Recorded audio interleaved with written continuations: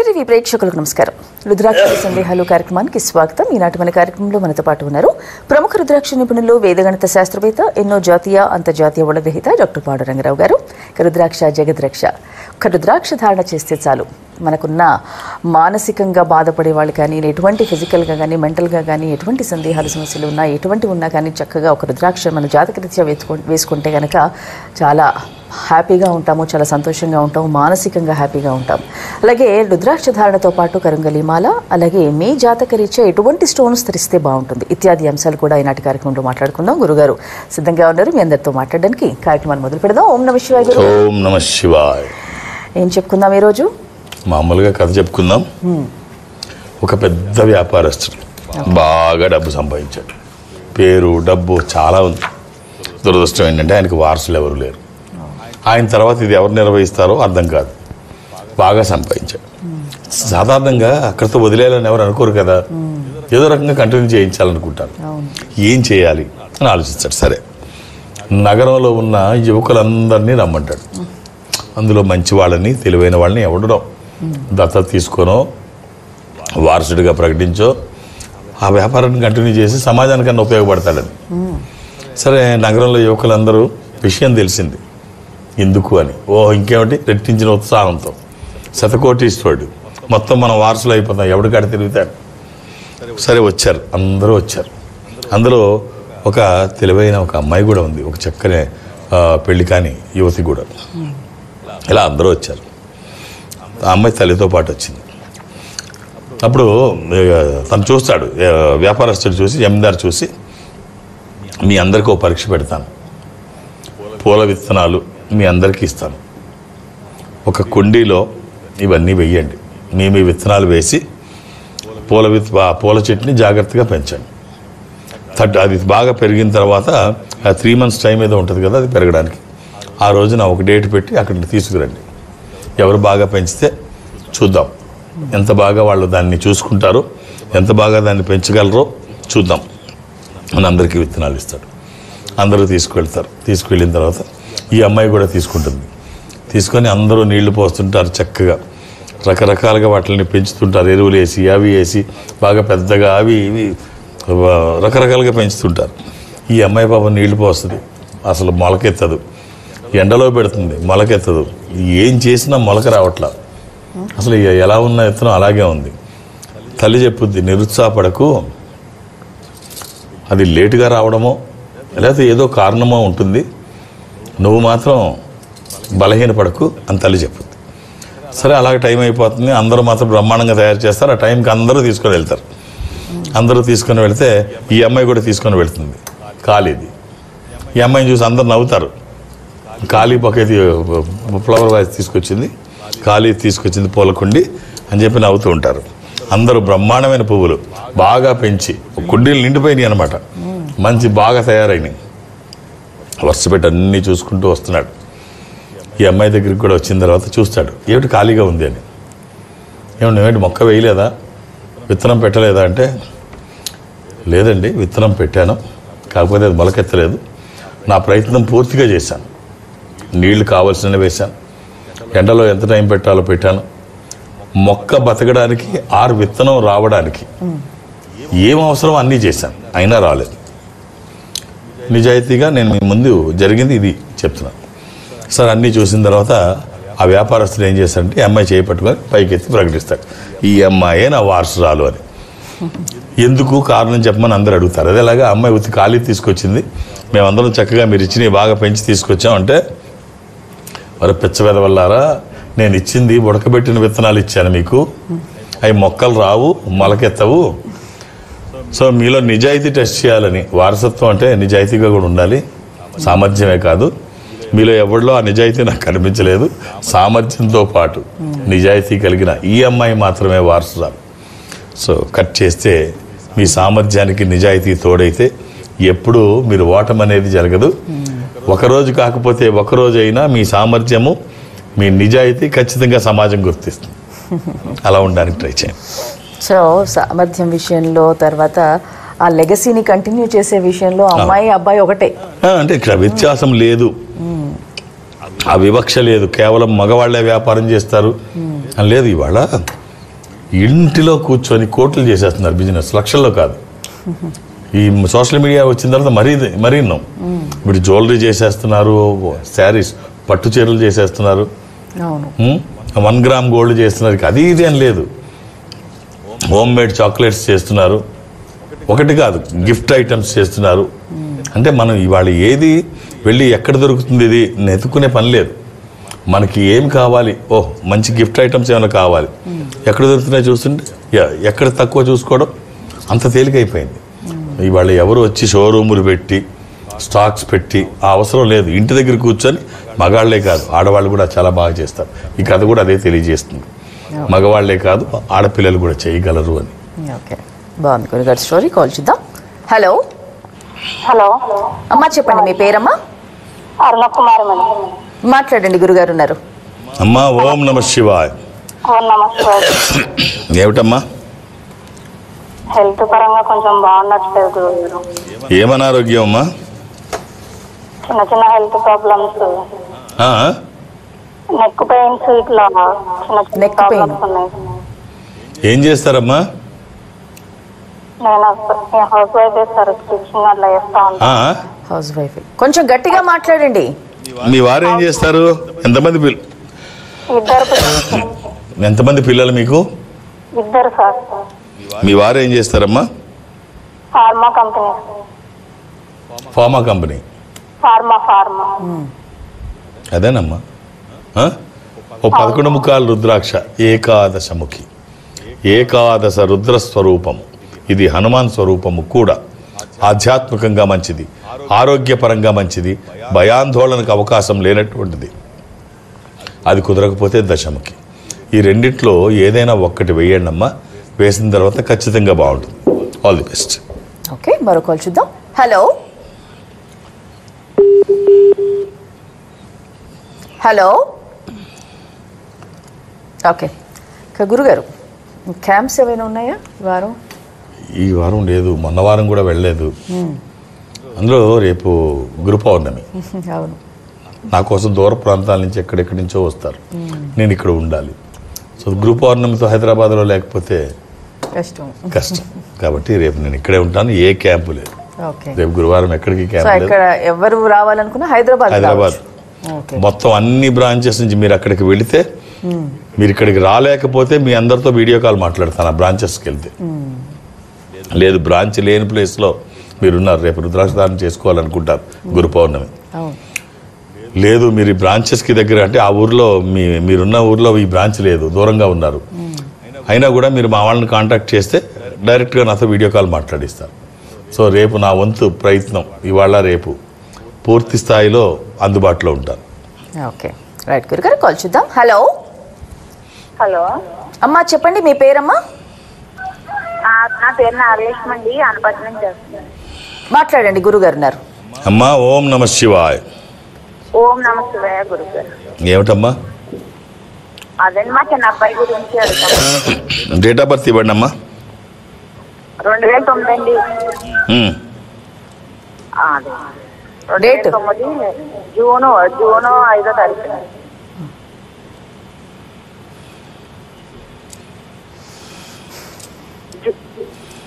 June 5వ తారీఖు శుక్రవారం నాడు. అవునండి, 10:30 పుట్టాడండి మండపేట. ఎవరిదమ్మా ఇది? అమ్మాయిదా అబ్బాయిదా? మా అబ్బాయిదండి, చిన్న అబ్బాయి. ఇది అష్టమి, కృష్ణపక్షము, బహుళ అష్టమి.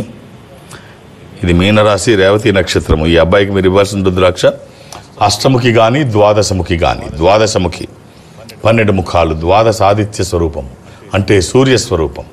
ఉన్నతమైన స్థితి కోసం, అనారోగ్య సమస్యలు లేకుండా బ్రైట్ ఫ్యూచర్ కోసం. అది కుదరకపోతే అష్టముఖి 8 ముఖాలు. ఇది గణపతి స్వరూపం. ఆటంకాలు లేకుండా ముందుకు వెళ్ళడానికి, నిర్విఘ్నంగా అన్ని పనులు చేసుకోవడానికి, కెరీర్ కోసము, ఎడ్యుకేషన్ కోసం. ఇది వాక్కుకి సంబంధించి, నాలెడ్జ్కి సంబంధించింది. ఈ ఒక్క రుద్రాక్ష అవకాశం అంటే ఎలా పడితే అలా వేయకండి, ఏది పడితే అది వేయకండి.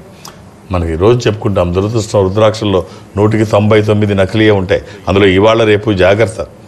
ఏదో అడావిడిలో రేపు గురు పౌర్ణమి వాళ్ళు వేసేసుకుందాం, రేపు వేసేసుకుందాం, ఏది పడితే అది వేయకండి. ఒక లక్ష్యం కోసం వేసుకుంటాం, అది వేసుకుంటే ఫలానా దానికోసం వేసుకుంటామని వేసుకుంటాం. అవి కరెక్ట్గా మనకి ఇవి అవ్వాలి అంటే సరైనది వేసుకోండి. All the best. ఓకే, అసలు గురు పౌర్ణమి ఎందుకు చేసుకోవాలి గురుగారు? గురువుని యాక్సెప్ట్ చేయాల్సి, గురువు లేని విద్య గుడ్డి విద్య.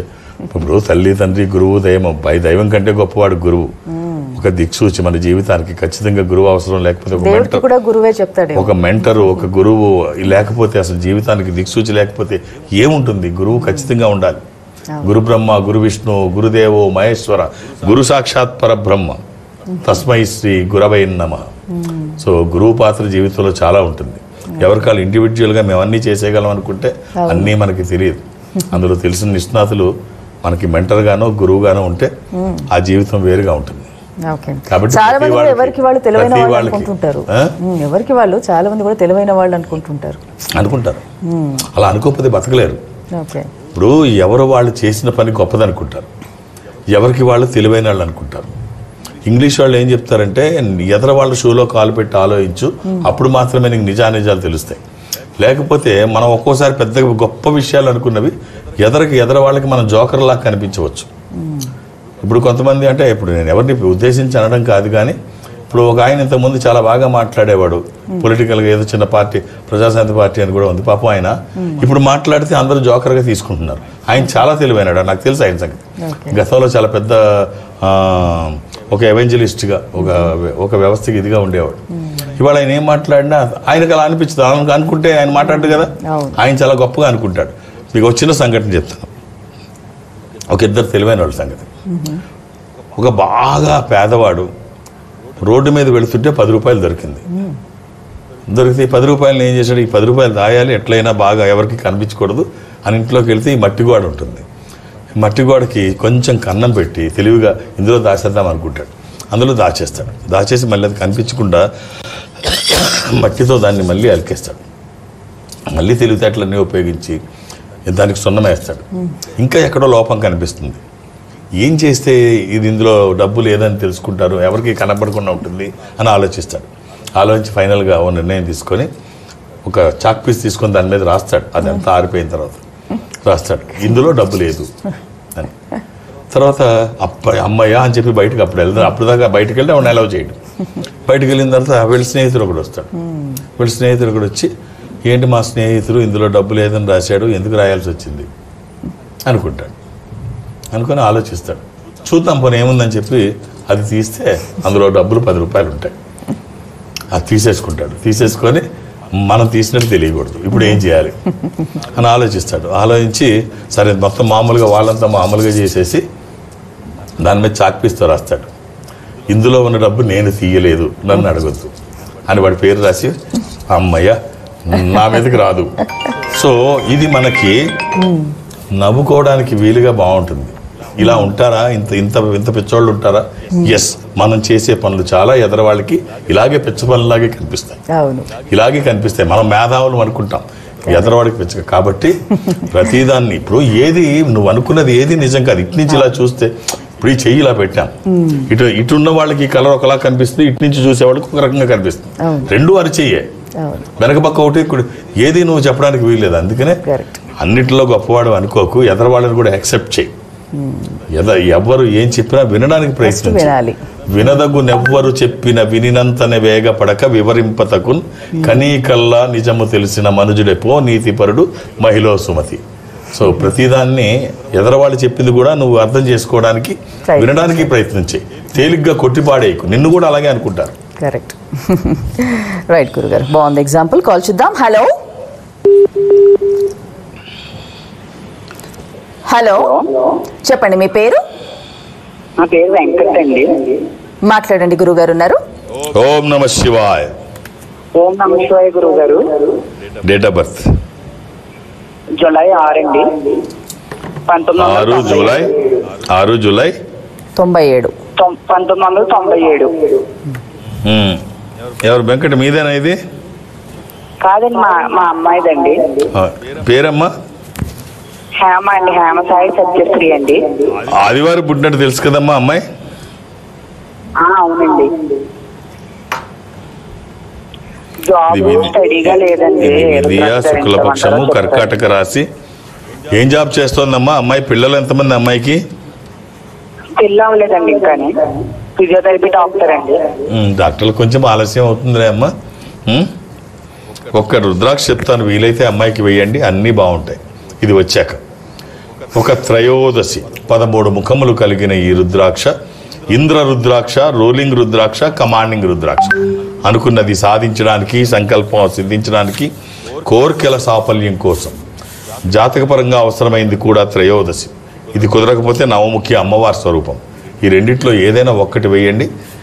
మీ ఆశీర్వచనము, వాళ్ళ ప్రయత్నము, ఈశ్వర అనుగ్రహం, ఖచ్చితమైన ఫలితం చూస్తారు. ఎలాంటి రెస్ట్రిక్షన్స్ లేవు. 24/7 ఎప్పుడు వేసుకోవచ్చు. ఓకే, మరో కాల్ చూద్దాం గురుగారు. హలో హలో, చెప్పండి మీ పేరు,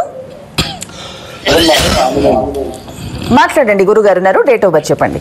ఓం నమ శివాయ అండి. ఓం నమ శివాయ గారు. చెప్పండి. నా పేరు ఆంజనేయులు గారు. ఏమండి? ఆంజనేయులు. ఆంజనేయులు గారు. నా డేట్ ఆఫ్ బర్త్ వచ్చేసి July 10th, 1996. 96. ఏం చేస్తున్నారు ఆంజనేయులు గారు? ప్రస్తుతం ఖాళీగా ఉన్నది. ఎప్పటి నుంచి అండి? బుధవారం పుట్టినట్టు తెలుసా? బుధవారం గురుగారు. నాడు గురువారం, బుధవారం. బుధవారం వెడ్నెస్డే. బుధవారం సార్, వెడ్నెస్డే. వెడ్నెస్డే. వెడ్నెస్డే, మరి గురువారం అంటారండి. వెడ్నెస్డే, బుధవారమే అన్నారు. అన్నారా? ఓకే, నేనే పొరపాటు విన్నాను. అయితే ఏకాదశి, కృష్ణపక్షము, బహుళ ఏకాదశి. ఆంజనేయులు గారు ఎప్పటి నుంచి ఖాళీగా ఉంటున్నారండి? నేను గత 2 సంవత్సరాలుగా ఖాళీగా ఉంటున్నాను గురుగారు. 2 సంవత్సరాల క్రితం ఏం చేసేవారండి? నేను న్యూస్ రిపోర్టర్ గా చేశాను, ఆ? సినిమా అసిస్టెంట్, న్యూస్ రిపోర్టర్ గా చేశాను, సినిమా అసిస్టెంట్ డైరెక్టర్ గా చేశాను. అంటే ఏం చదువుకున్నారు మీరు? ఫ్రీలాన్సరా లేకపోతే ఎక్కడైనా జాబ్ చేశారా? గ్రాడ్యుయేషన్ గురుగారు, డిగ్రీ. ఫ్రీలాన్సరా, ఎక్కడైనా జాబ్ చేశారా? టీచింగ్ చేశాను గురుగారు, శ్రీ చైతన్య స్కూల్లో. సరే, ఇప్పుడు 2 సంవత్సరాలు ఖాళీగా ఉండడం అంటే ఎలా సాధ్యమో నాకు అర్థం కావట్లేదు. మీ ఇంటి దగ్గర ఉంటారు కదండి, మిమ్మల్ని నమ్ముకొని ఉన్నవాళ్ళు, మీ మీద ఆధారపడిన వాళ్ళు ఉంటారు. ఖాళీగా ఎలా కూర్చుంటున్నారు సంవత్సరాలు? ఏదో ఒకటి చేయండి. చాలా విలువైన జీవితం, అందులో సంవత్సరాలు తీసేస్తే ఏముంటుందండి? ఆంజనేయులు గారు సీరియస్గా తీసుకోండి, చాలా సీరియస్గా తీసుకోండి. ఏదో ఒకటి చేయండి, ఏదో ప్లాట్ఫామ్ మీదకి రండి. చిన్నదో పెద్దదో ఏదో ఒకటి. ఒక 7 ముఖాలు, 10 ముఖాలు, ఏకముఖి, ఈ 3 వేసుకోవడానికి ట్రై చేయండి. కుదరకపోతే ఒక్కటే వేయండి. 7 ముఖాలు లక్ష్మీ స్వరూపం, శని దోషములకి మంచిది. దశముఖి, ఇది విష్ణు స్వరూపం, మానసిక ఒత్తిళ్లు తగ్గడానికి, వాస్తు దోషములు పోవడానికి, న్యాయపరమైన చిక్కులు అధిగమించడానికి. ఏకముఖి రుద్రస్వరూపము, అపమృత్యు బాధలు లేకుండా. కుదిరితే 3, లేకపోతే ఏదన్నా ఒకటి. ఇవి వచ్చిన తర్వాత చాలా బాగుంటుంది. All the best. ఇప్పుడు మనము పొద్దున్న లేస్తే మనకి ఏదైనా కావాలంటే యూట్యూబ్లో బాగా చూసేస్తున్నాం. అంటే యూట్యూబ్లో వచ్చేది ఏదైనా కానీ యాక్సెప్ట్ చేయొచ్చు అంటారా అసలు? ఇప్పుడు రుద్రాక్ష గురించి మాట్లాడుతూ ఉంటారు మీరు, 199 నకిలీలు అని చెప్పి. చాలా మందికి తెలియదు. ఇప్పుడు ఓపెన్ చేయగానే 100 వస్తాయి వెబ్సైట్లలో. ఇలా ఈ మధ్య ఈ యూట్యూబ్ నాలెడ్జెస్ ఎక్కువైపోయారు. ఈ వాట్సాప్ యూనివర్సిటీస్ పెరిగిపోయాయి. ఎవరు ఎందుకు చెబుతున్నారో తెలియకుండా చెప్పేస్తున్నారు. మొన్న ఎగ్జాంపుల్ చెప్పాను కదా, కరుంగలి మాల గురించి మాట్లాడుతున్నారు చాలా మంది. ఆ కరుంగలి వృక్షం అంట 150 సంవత్సరాలు ఒక ఆయన అంటాడు, 100 సంవత్సరాలు పెరుగుదని ఒక ఆయన అంటాడు, అది పడిపోద్ది అంటాడు. మళ్ళీ దాని లోపల మధ్యలోంచి ఏదో మొవ్వు వస్తుంది అంట, అదొక 50 సంవత్సరాల తర్వాత. ఇది బ్లాకే బోని నల్లతుమ్మ, దీనికి ఎందుకు ఇంత అడావుడి చేస్తారు? అలాగే ఏమీ తెలియకపోయినా అసలు ఎంత దారుణం అంటే నోటుకు వచ్చినా చెప్పేస్తారు, అవి ఫాలో అయిపోతారు. జానా సజనోవా చాలా ఫేమస్ అమ్మాయి, సజనోవా. యూట్యూబ్లో అమ్మాయికి లక్షలాది మంది ఫాలోవర్స్. ప్రపంచవ్యాప్తంగా ఆమెని ఫాలో చేసేవాళ్ళు చాలా మంది ఉన్నారు, లక్షలాది మంది ఉన్నారు. అమ్మాయి ఏం చేస్తుంది? ఫుడ్ మనం ఏం తీసుకోవాలో చెప్పుద్ది. అంటే ఏం తీసుకుంటే హెల్త్కి మంచిది, ఎలాగా అంటే జ్యూసెస్ ఏం తీసుకోవాలి, స్నాఫీస్ ఏంది, ఇవన్నీ రకరకాల ఫుడ్స్ అన్ని ఎలా తీసుకోవాలి అన్నీ చెప్తే ఆ అమ్మాయిని ఫాలో అయ్యేవాళ్ళు లక్షలాది మంది ఉన్నారు. మొన్న అమ్మాయి చచ్చిపోయింది సరైన ఫుడ్ తినక. సో ఇప్పుడు వీళ్ళందరూ బెంగెట్టుకు చేస్తున్నారు, మన పరిస్థితి ఏంటి అని. సో ఎవరు ఏది చెబితే అది వినడం కరెక్ట్ కాదు. దేనికి సంబంధించిన వాళ్ళు దానికి సంబంధించిన వాళ్ళు. యూట్యూబ్లో మాట్లాడేవాళ్ళు, వాట్సాప్లో పెట్టేవాళ్ళు అందరికీ తెలివితేటలు ఉన్నాయని మీరు అనుకుంటే అది పొరపాటే. అలానే యూట్యూబ్లో పెట్టి అన్ని తప్పని అనడానికి లేదు.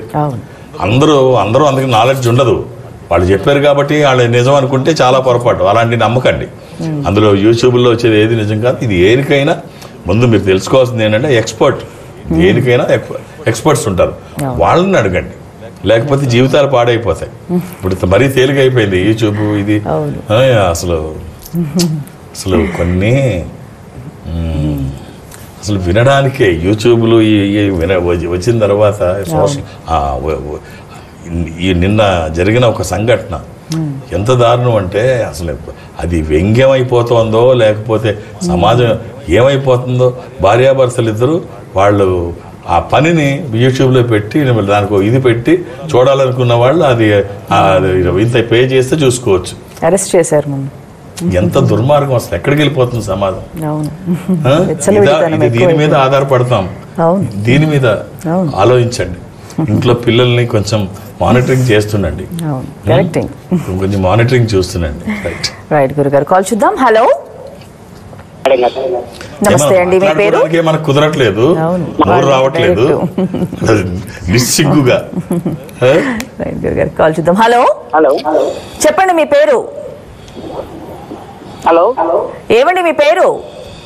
నా పేరు నాగేశ్వరరావు అండి, బాపట్ల. మాట్లాడండి, గురుగారు ఉన్నారు. నాగేశ్వరరావు, నమస్కారం సార్. గురువు గారు, ఓం నమ శివాయ్. చెప్పండి Nageswara Rao. Sir, date of birth ఇవ్వండి. మీ డేట్ ఆఫ్ బర్త్ ఇవ్వండి. 1971 సెప్టెంబర్ 14. ఏం చేస్తున్నారు నాగేశ్వరరావు? సార్ మాది డిష్ టీవీ అండి, టాటా.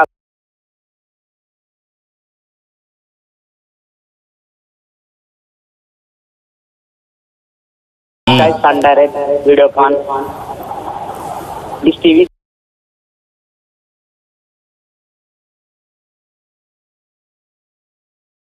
Sales and service. మంగళవారం పుట్టినట్టు తెలుసా అండి? అవును సార్, మాళాయి పక్షాలు మంగళవారం. Very good.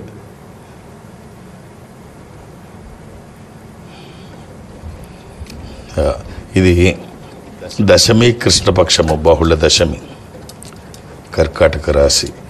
సింహరాశి చూస్తున్నట్టున్నారు. మామూలు పేరు ప్రకారంగా అయితే వృశ్చిక రాశి, కానీ పేరు కాదు, ఇది కర్కాటక రాశి.